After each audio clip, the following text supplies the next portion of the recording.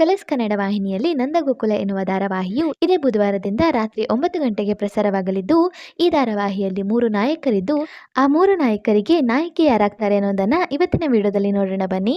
ಅದಕ್ಕೂ ಮೊದಲು ನೀವು ನಮ್ಮ ಯೂಟ್ಯೂಬ್ ಚಾನಲ್ ಅನ್ನ ಇದುವರೆಗೂ ಸಬ್ಸ್ಕ್ರೈಬ್ ಮಾಡಿಲ್ಲ ಅಂದರೆ ಈಗಲೇ ಸಬ್ಸ್ಕ್ರೈಬ್ ಮಾಡಿ. ಹಾಗೆ ಕೆಳಗೆ ಕಾಣಿಸ್ತಿರೋ ಬೆಲ್ ಐಕಾನ್ ಅಲ್ಲಿ ಆಲ್ ಅನ್ನೋ ಆಪ್ಷನ್ ಸೆಲೆಕ್ಟ್ ಮಾಡಿ. ಇದರಿಂದ ಪ್ರತಿ ವಿಡಿಯೋ ನೋಟಿಫಿಕೇಶನ್ ನಿಮಗೆ ತಪ್ಪದೇ ಸಿಗುತ್ತೆ. ಬನ್ನಿ ಈಗ ವಿಡಿಯೋ ಸ್ಟಾರ್ಟ್ ಮಾಡೋಣ.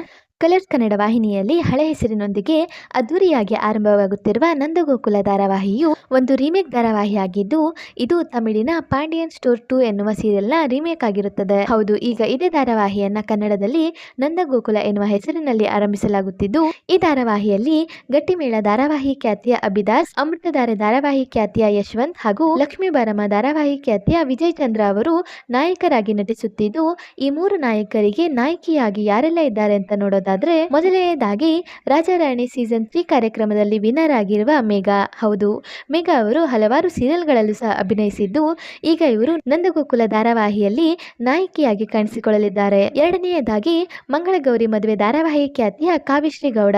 ಹೌದು, ಕಾವ್ಯಶ್ರೀ ಅವರು ಮಂಗಳಗೌರಿ ಮದುವೆ ಧಾರಾವಾಹಿ ಬಳಿಕ ಬಿಗ್ ಬಾಸ್ ಸೀಸನ್ 9ರಲ್ಲಿ ಕಾಣಿಸಿಕೊಂಡಿದ್ದರು. ಈ ಬಳಿಕ ಕಾವ್ಯಶ್ರೀ ಗೌಡ ಅವರು ಎಲ್ಲಿಯೂ ಸಹ ಕಾಣಿಸಿಕೊಂಡಿರಲಿಲ್ಲ.